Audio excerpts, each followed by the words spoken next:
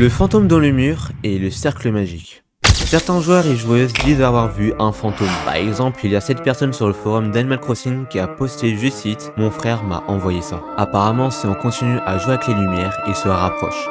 C'est flippant. Je ne savais pas qu'ils avaient mis ça là-dedans. En fait, ce qu'il se passe, lorsqu'on met le papier peint cimetière puis qu'on éteint les lumières, on peut apercevoir un fantôme. Mais si on les rallume, il disparaît complètement. Et si on les éteint et rallume encore une fois, il change carrément de position.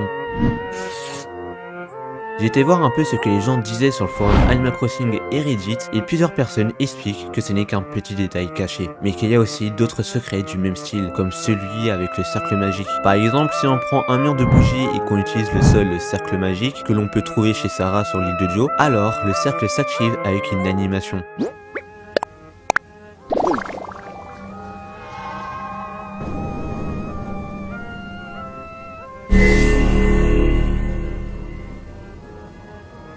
Comme si on avait invoqué quelque chose, ou comme si une présence venait d'apparaître. C'est là qu'on se rend compte que les joueurs découvrent encore et encore de nouvelles choses. Les développeurs ont vraiment caché plein de petits détails comme ça, parfois flippants, mais qui sont toujours fascinants. Et c'est exactement pour ça qu'aujourd'hui, on va découvrir ensemble 8 secrets obscurs sur Animal Crossing New Horizons. Bien sûr, avant de commencer la vidéo, n'oubliez pas de lâcher le petit pouce bleu, à commenter et à vous abonner si le contenu vous plaît. Allez, sur ce, bon visionnage à toutes et à tous.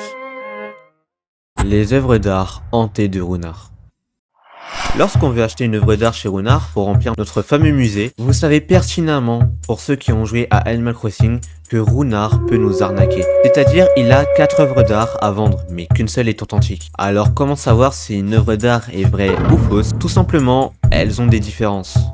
Dans Animal Crossing New Leaf, faut juste trouver la différence par rapport à la vraie. Mais dans Animal Crossing New Horizons, les fausses peintures sont plus que particulières.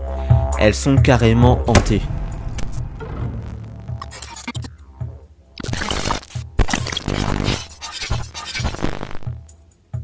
Par exemple, la peinture effrayante, si c'est une fausse, son sourire devient négatif. Et pour la peinture mélancolique, elle ferme ses yeux et on a presque l'impression qu'elle dort. Et on a plein d'autres peintures ou même statues qui peuvent être hantées si elles sont fausses. C'est un beau détail de Nintendo qui peut faire quand même peur aux enfants tombant dessus en jouant. Le mystère irrésolu d'Albin. Albin est apparu pour la première fois dans Animal Crossing Let's Go to the City. À l'époque, il venait pour Pâques et nous demandait de trouver des tickets gagnants dans les œufs. Si on lui en ramenait un, il nous offrait en échange un meuble de la série œufs composé de 12 meubles. Ensuite, dans Animal Crossing New Leaf, il revient avec le même principe, sauf qu'il y avait désormais plusieurs types d'œufs. Et si on réussissait à lui donner un œuf de chaque type, il nous remerciait avec un cadeau inédit. Dans Animal Crossing New Horizons, l'objectif reste globalement le même. Réunir un œuf de chaque type, mais cette fois-ci, au lieu de nous donner les meubles directement, il nous donne des plans de craft. Et c'est là que beaucoup de joueurs ont râlé, parce qu'on était forcé de fabriquer une tonne de meubles qu'on n'utilise qu'une fois par an. Mais au-delà de ça, ce qui intrigue surtout les joueurs, c'est la personnalité d'Albin. Beaucoup le trouvent malaisant, voire creepy, car en fait, Albin n'est pas juste un lapin. Il porte un costume et ce qui nous fait penser ça, c'est sa fameuse fermeture éclair dans son dos. Et le pire, c'est que si on essaie de lui parler par derrière, il s'énerve en nous lâchant une phrase bizarre.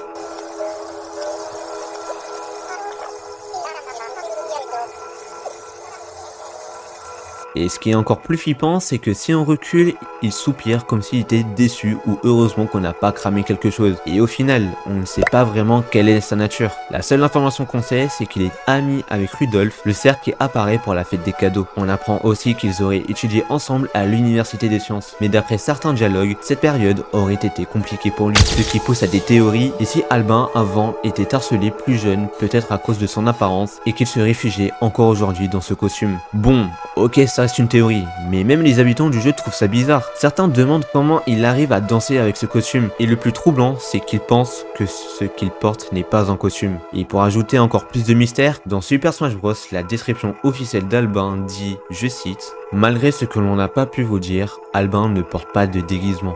Il n'en a jamais porté, alors arrêtez de regarder la fermeture éclair qui est dans son dos. Ce lapin jovial apparaît pour célébrer la fête des œufs avec vous. Cherchez les œufs cachés, ouvrez-les et vous trouverez peut-être un ticket surprise vous donnant droit à un prix. C'est pas un déguisement, ne croyez pas les rumeurs. Ne regardez pas non plus la fermeture éclair qu'il a dans le dos. Ce joyeux lapin arrive juste à temps pour célébrer la fête des œufs. Vous devrez trouver des œufs de lapin cachés en ville. Ouvrez-les, vous y trouverez peut-être un prix caché à l'intérieur. Ce qui peut justement confirmer la théorie, car il doit se justifier plusieurs fois comme quoi ce n'est pas juste un costume. Et si ce n'était pas un, il en parlerait juste pas. Les yeux de l'Australopithèque s'allument. Si on se balade dans le musée la nuit, précisément à 2 h du matin, et qu'on se rend dans la section des fossiles pour regarder l'Australopithèque, plus tard dans l'heure, à 2 h 23 du matin, ses yeux s'allument soudainement.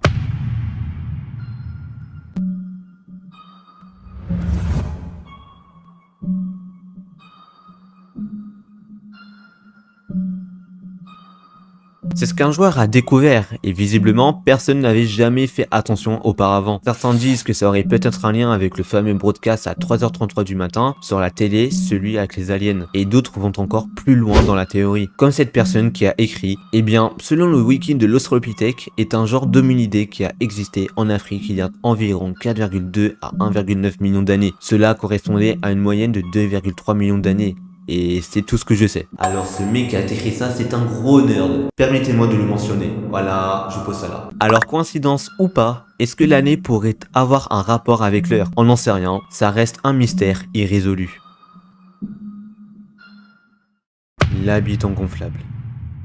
Est-ce que vous saviez qu'il existe un habitant gonflable dans le jeu? Sinon, il s'appelle Hopkins. Il est apparu pour la première fois dans Animal Forest E+, ou Dobotsu no Mori E+, sorti uniquement au Japon en 2003 sur GameCube en tant que villageois exclusif. À l'époque, il figurait même sur la cover de Keke Rally et son passe-temps officiel, c'est la nature. Mais le plus intriguant, ce n'est pas sa personnalité, mais son apparence. Car Hopkins a un capuchon sur sa tête, comme une valve de gonflage. Ce qui sous-entend que si on l'ouvrait, il se dégonflerait. Je ne sais pas du tout pourquoi Nintendo a décidé de le mettre un capuchon sur sa tête, mais ce qu'on sait, c'est que c'est vraiment étrange. Parce que la vraie question, c'est si on osait ouvrir son capuchon, qu'est-ce qu'il se passerait? C'est une question à laquelle on n'aura jamais de réponse. Le message des aliens. Imaginez, vous regardez la télé précisément un samedi ou un lundi à 3 h 33 du matin, alors que vous êtes tranquillement en train de vous taper votre meilleure série ou un film. D'un coup, votre télé commence à grésiller. Et là, vous voyez ça.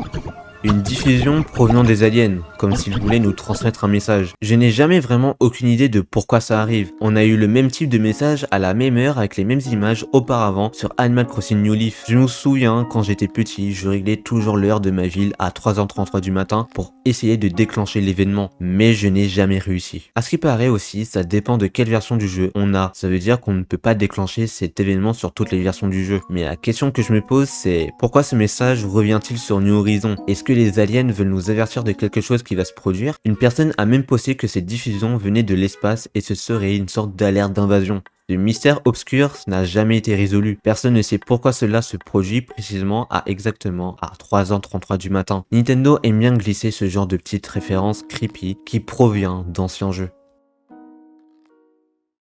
L'habitant totalement corrompu. Dites, j'ai une question à vous poser. Est-ce que vous avez déjà croisé Walbert sur votre île? Non mais vous pouvez répondre, hein. Vous inquiétez pas, je vous laisse largement le temps. Genre elle là. Non? Alors, vous avez de la chance. Parce que si vous le croisez et si vous osez interagir avec elle, ça va corrompre vos données de sauvegarde. Ouais, c'est très bête tout ça, c'est très con. En fait, Walbert est un habitant buggé sur version 1.4.0 quand de nouvelles fonctionnalités venaient d'arriver, comme l'amélioration du Nook Fun, les événements de feux d'artifice ou encore la rêverie de Luna. À l'époque, c'était le feu sur les forums comme Reddit ou le wiki d'Animal Crossing. Certains disaient que c'était faux et d'autres affirmaient avec des preuves. Il y a même une personne qui dit, je cite, c'est un fake fact, créé par le youtubeur Jack Films, qui dit que Walbert est un bug dans la dernière mise à jour d'ACNH et qui va corrompre vos données de sauvegarde. Sauf qu'on a une personne qui lui répond et qui dit non, c'est vrai, arrête de mentir. Une autre personne contredit cette affirmation en disant je sais pas pourquoi les gens mentent.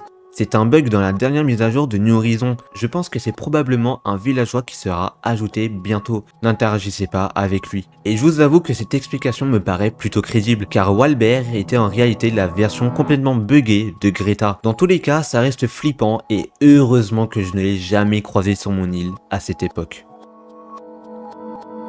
L'anti-piracy screen d'Animal Crossing New Horizons. Imaginez, vous allez au café de Robusto. Vous payez votre café à 200 clochettes et vous acceptez. Il vous répond alors, bien sûr, j'ai préparé une tasse spéciale pour quelqu'un comme toi.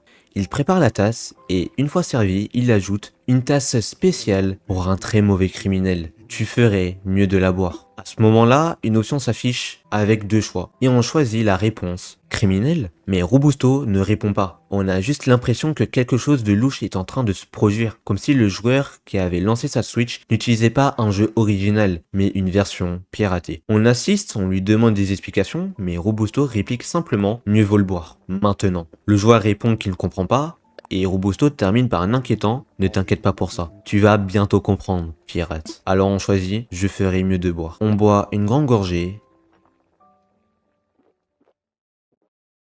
et là, il se passe ça. Notre personnage se transforme en géroïde, comme si on venait d'être puni pour avoir joué à une copie piratée du jeu original. Une fois la tasse terminée, Robusto la reprend calmement et dit « Merci beaucoup ».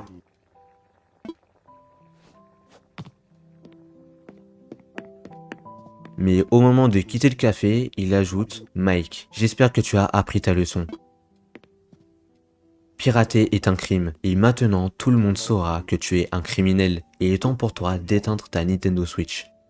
Le joueur hoche la tête, et Robusto conclut par sa dernière phrase glaçante « J'espère que tu as apprécié ton café, criminel ».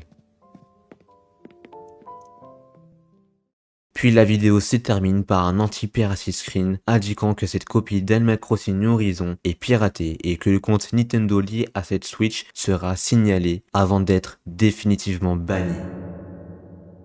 Merci infiniment d'avoir regardé la vidéo. Si elle vous a plu, n'hésitez pas à liker, à vous abonner et d'activer la cloche de notification. Si la vidéo vous a plu, j'ai pris un énorme plaisir à faire cette vidéo parce que j'adore découvrir des secrets obscurs et les théories sur les jeux vidéo et plus précisément sur les jeux de Nintendo parce qu'à chaque fois, ils cachent plein de petits secrets et easter eggs comme ça dans leurs jeux. Bref, sur ce, merci d'avoir regardé cette vidéo. Je vous dis à très vite pour une nouvelle vidéo. C'était Jajou. Allez, ciao ciao la team.